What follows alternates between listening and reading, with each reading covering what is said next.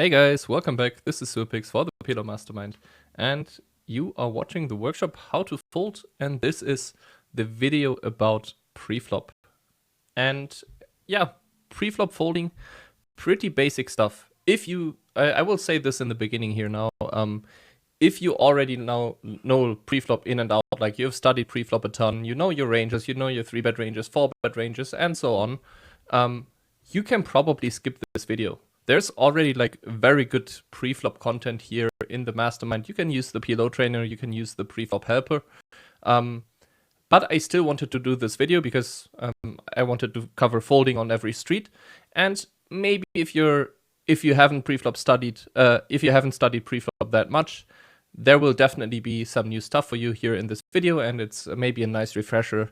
So I'm happy if you stay around. If you want to skip this video, you can as well proceed with a turn or flop play, for example, how to fold on these streets. But let's focus here. So the first thing we can do pre-flop is really open folding. So I don't want to spend too much time on this, but it's very important to get your frequencies right. Have correct open raising frequencies, which basically also means having the correct open folding frequency. So we look at early position, we're looking at 83% folding or 16% raising. Middle position, 77% folding, 22% raising. Cutoff, it's like 70-30 or 67-32, like 32% raising, and then on the button it's more around 50-52%, depending on the rake structure, depending on the stack size obviously as well. But I don't want to go too much into rake and stack size because that's not part of or not the topic of this video. So make sure to get your open raising frequencies right. They are very easy to study with the PLO trainer, and there's also other good content already out there here in the PLO Mastermind if you want to improve on the open raising and like what concepts are there, which hands to open raise, and so on. I just wanted to stress one more time, it's important to get these frequencies right. Now, one thing that's more, or maybe if you've studied the open raising rate, what I've seen with my students as well, is they may have studied the open raising ranges, but they make mistakes when it comes to 3-betting or especially playing against 3-bets. And it's also important to have the folding frequencies correct there. So we can look, for example, under the gun against middle position 3-bet. Everybody folds, and it's back to us, and we're supposed to fold 31% of the time, which is quite high, like roughly a third of our range. And I see a lot of people actually not folding that frequency. I see a lot of people just calling like 80% or more in the spot, and it's definitely something that you should be aware of. And if we can jump into this here, go for the call, actually go for the download, and can take a little bit of look at what hands to call and what hands to fold. And actually, or in general, when playing against 3-bets and also 4-bets, you want to avoid hands that have an ace in them and that have a pocket pair in them. So if we, for example, filter here for a hand, so a star is just a random hand without an ace and without a pair, you will see we are never folding. So if we have a unpaired hand, no ace, no ace, no pair, we're always calling. The reason is we also don't, like, especially from early position, we don't raise unpaired rainbow hands really, or without an ace. So all these hands are like, a lot of them will be double suited, some of them single suited, and we are always going to call and sometimes even going to 4-bet those hands. So this means, or we now know we don't need to care about these hands when it comes to folding. Those hands are always going to be called. So when looking at folds, we're looking for a hand, basically a hand with an ace.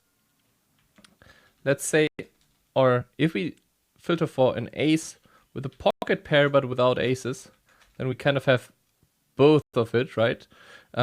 We see the folding frequency here is even above average. It's like almost 40%. A lot of these hands just play, they just don't play very well against a 3-bet. And especially the hands that like to fold here are the hands without a nut suit. So ace, king, 9-9 just plays really terrible, not even a nut suit.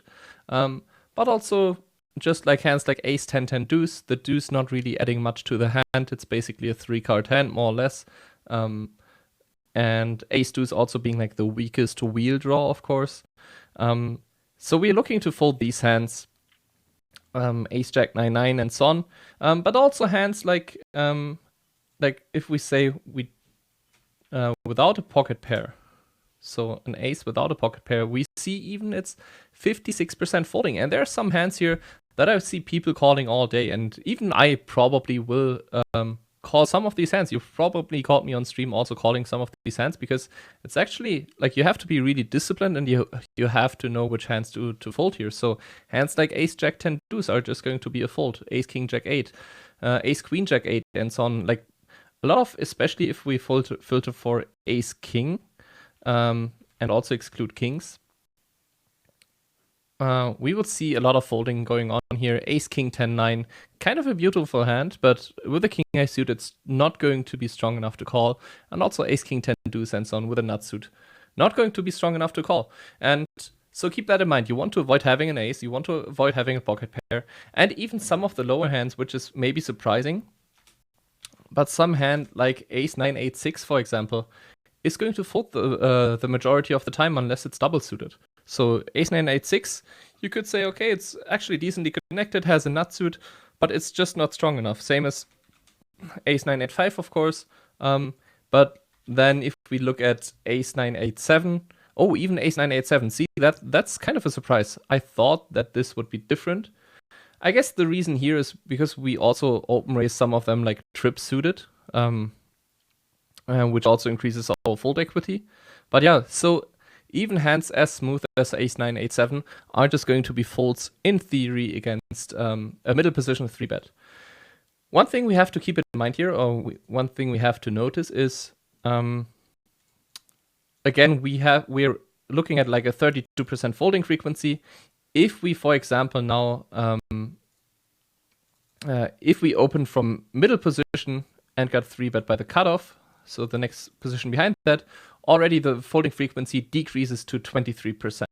And usually out of position, or except when we are from early position, but out of position, that's kind of what we're looking at. So if we look at the button against cutoff, we're again in the cutoff, we're facing the 3-bet.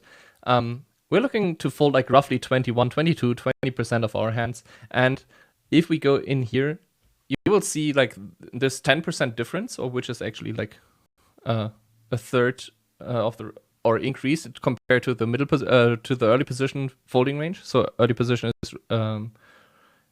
is folding 30%, and which is a third more than the 20%. Actually, hey, the math is not super correct, but I guess you know what I mean here.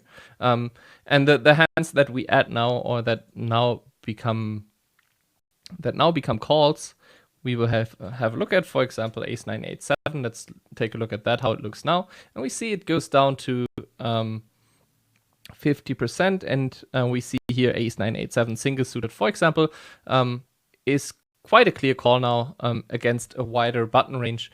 And it is always important, or what, first of all, how our range looks like, and we've already talked about this in the first video, but also what range we are facing. And the looser our opponent's range obviously is, the more equity we have with such a weak hand.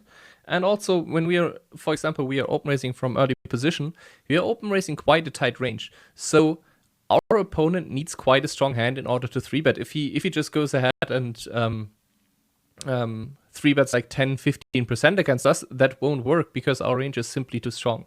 So having that in mind, like having the solid range, it enables us to fold more hands, because we know we have a very strong range. It doesn't force us to defend quite light. It's different when we have a very loose range, and then we face aggression. Then we usually need to make sure that we're defending a very, very high frequency. So yeah, so much about that. Defending against 3-bets out of position. Probably, if you've looked at this, you will roughly know which hands to call and which hands to fold. But there's like, I think again, like hands like ace king 10-9, ace 9 8 7, quite pretty hands. Just yeah, they don't make it into the defending range here, especially from early position. Also, what other hands you could look out for to fold are like high pocket pairs, like semi-connected kings and queens, they just don't do that well against a tight 3-betting range as well. Now, that being said, like, I think that is still something that most people are relatively familiar with. They know they need to fold to 3-bets, some frequency out of position. If we look at in position, that frequency really goes down. But I just want to show it here. So we see in position, we're only folding 7%. Still, I would say those 7% are important to find because those are really trashy hands. And especially if you are facing someone who is maybe 3-betting too tight, you want to maybe even fold a little bit more.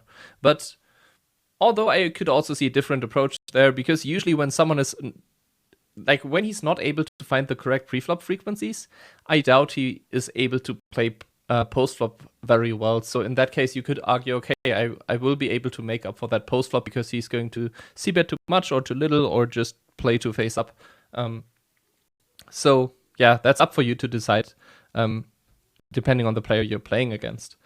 What is, I think, one of the most overlooked things, especially from lower stakes players, is what we do when facing the squeeze. And so let's say we open under the gun and middle position calls, and let's say we will go over different scenarios. Let's say the cutoff squeeze is here and it's folded back to us. And actually now we're supposed to fold 61% of the time, almost 62% of the time. And I think that's just, a lot of people don't get that number right. They will maybe fold like 30% of the time, but they don't realize how big that is. And if we change this even to lower rake, this number even goes up to 73%. So very important to find all these folds. And again, you want to avoid having a pocket pair, you want to avoid having an ace, and you also want to avoid domination a little bit. So definitely make sure to find these folds there. Once the first guy calls, you're actually supposed to fold 20% of your range, or 23, 24% here even, as the middle position player. We can take a look at this, for example. Let's say, for example, some ace, king, queen hands. You will see hands like ace, king, queen 9, ace, king, queen 10. Pretty looking hands. They actually perform very poorly in this setup because they are very likely to be dominated by one of the players, maybe even by both players. So those are the hands we're looking to fold: ace, king, queen 9, or like ace, king, queen high hands, ace high hands. If we filter for pocket kings, we also see some of the kings are folding, even hands like king, king 6-5, king, king 5-3, where a lot of people would be just like, okay, I'm closing the action, I have some connectivity, I have a king high suit, how bad can it be? It can actually be pretty bad. So make sure to get familiar with these ranges if you weren't aware of that. This video is too short to cover all of that. I just want to introduce the folds to you. I want to show you where you should consider folding, where you're currently maybe not doing it, and to find out the exact combos, like you need to do the proper training yourself with the PLO trainer or with another tool, Preflop Helper, or there are other tools out there as well, or just by going through Monker Solver if you have Monker Solver manually. Although that's kind of a little bit of pain in the ass. But you will know that if you've worked with Monker Solver. Yeah, so facing squeezes, definitely make sure to find the folds. We can also look at, okay, what changes if the big blind squeezes, for example. And now we are only looking at 40% folding frequency, but still it's important to get that right. Now, if we have a position here, like, we can fold a lot less as the middle position player closing the action, but there's still some hands folding because they're just too dominated. But the position here is really important. In the first scenario, when the cutoff was squeezing, or the button squeezing, it's kind of the same. The problem was that we are out of position against two players post-flop, which is very tough to play, and we need to take that into account pre-flop already. This is why we're folding more than in this scenario, because here we still have a player behind as the under the gun player, but it's only one player behind, and the out of position player, the squeezer, is forced to play a little bit more honest, and we will also profit from that. So folding against squeezes, super important topic. look at these ranges, look at different positions as well, look at different squeeze setups, like who is raising and who is calling and who is squeezing. There are some differences there, but yeah, definitely make sure that you get those folds in.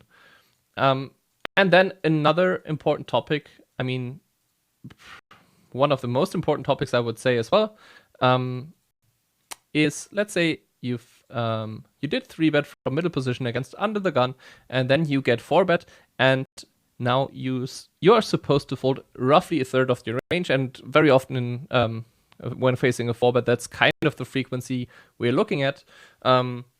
And I just see a lot of people just not folding enough here. And we can download this range and take a little bit of a look into what hands are supposed to be folding. And again, the pattern is the same. So if we have a pocket pair without aces, we're folding 96% of the time. So pocket pairs are really, really bad to call 4-bets with, unless we have a double pair, double suited kind of. So 9-9-7-7 and so on is calling. But hands like ace, king, 10-10 double suited are just going to be folds. And it's especially like some of these hands will change when facing a lighter 4-betting range and looser preflop range. But still the pattern is the same. Like the vast majority of like pocket pairs will be folding against 4-bets. And then also if we take a look at an ace without aces, we again see 85% folding. Maybe we should also just include pocket pairs because we know like ace, queen, queen and so on is always folding as well. Now that frequency goes down a little bit, but even hands like ace, 8, 7, 4 that are kind of connected, but they're not connected enough to call the 4-bet. Ace, king, definitely not connected enough to call a 4-bet. And hands like ace, 10, 7, 5 as well and so on. Like even hands like ace, jack, 9, 7 double suited, which is kind of surprising. Like when I can remember a hand that I played and I was like, okay, I'm definitely calling this 4-bet. This hand is beautifully connected. But then I looked it up in Monk Solver or Pilot Trainer, and I was really surprised when first seeing this, that this is even supposed to be a fold against a 4-bet. And again, it kind of depends like what range you're facing, like how loose it is. But especially when we're looking at like very tight ranges from early position and middle position, a lot of folding is going on here when facing a 4-bet. That range is just really strong, and we need to respect that. And the way we benefit from that is, well, first of all, we're not making losing calls, but also post-flop, our hand will, or our range is way more playable. Because otherwise, I think I mentioned this in the last workshop. So when you call too many 4-bets pre-flop, this is something that can be very bad for your red line as well, because very often you're calling with a hand and then it doesn't flop equity often enough in order to stack off. So you end up overfolding on flops, or you end up getting it into light, which is not that bad for your red line, but it's just bad for your dollar line and your EV line, because you get the money in bad, and that's not what we're looking for, of course. So get those folds right against 4-bets and against 3-bets, super important. I think against regular 3-bets, most people, like, you build up experience, like even if you didn't study it in depth, like over playing like thousands of hands, you will be like, okay, this feels like this hand is not a call. It doesn't, like I don't have good experience with it and so on. But facing squeezes is a lot, it's less frequent, especially because people are under squeezing as well. But taking that into account, that a lot of the people are under squeezing, should make you want to fold even more. And yeah, I think that's just something a lot of people don't study or have never looked at. And so, yeah, take that into account. Maybe one last thing to finish this video. It's a concept that I also talked about a bunch in my Play and Explains and other videos, and maybe you've also seen this in the mastermind already. But the concept is that the more players enter the pot, the tighter we have to be. And so, for example, let's say against an under the gun raise from the button, we're going to call 13.5% of the time, and 3-bet 5.3% of the time. Let's say the middle position player called. now this frequency goes down to 9%, and the 3-betting frequency kind of stays the same. So we're definitely dropping some hands, folding more hands when more players are in the hand. And the reason is we need stronger hands in order to value bet a 3-way. And it's just like, even if we have position, it's more difficult for us to play 3-way. And a lot of people, especially with a live background, I have the experience, they view it the opposite. They're like, okay, another player called, there's more money in the pot, I get better odds, so I can play more hands, which is actually wrong. And we can see that especially if we let the cutoff call as well here.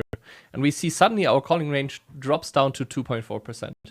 Now, we have to keep in mind here that with Monker Solver, these pre-flop sims, especially when it's like a lot of people in the hand, like one raise and a lot of callers, for example, they take very long to converge. And it could be possible that, for example, if you let this sim run even longer, like for these specific spots, that this frequency could maybe increase slightly. I wouldn't rule that out. But still, the pattern is you have to be tighter the more players are in the pot. I'm not sure if this is like, if this 2.4% calling frequency is like the final answer.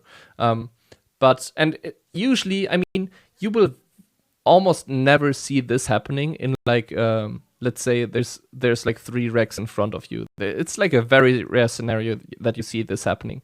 Usually this happens when it's like 1 or 2 recreational players in the hand.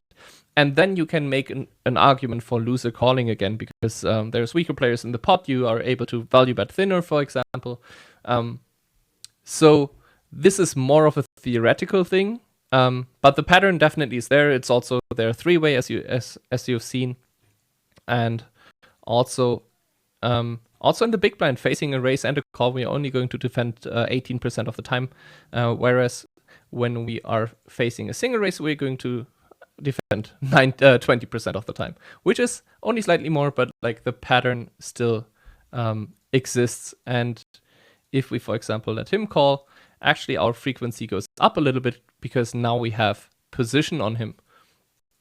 So yeah, keep that in mind. The more players enter the pot, it doesn't mean that you get a better price and can call more hands. No, you usually have to be tighter, unless you have exploitive reasons to play a loose strategy.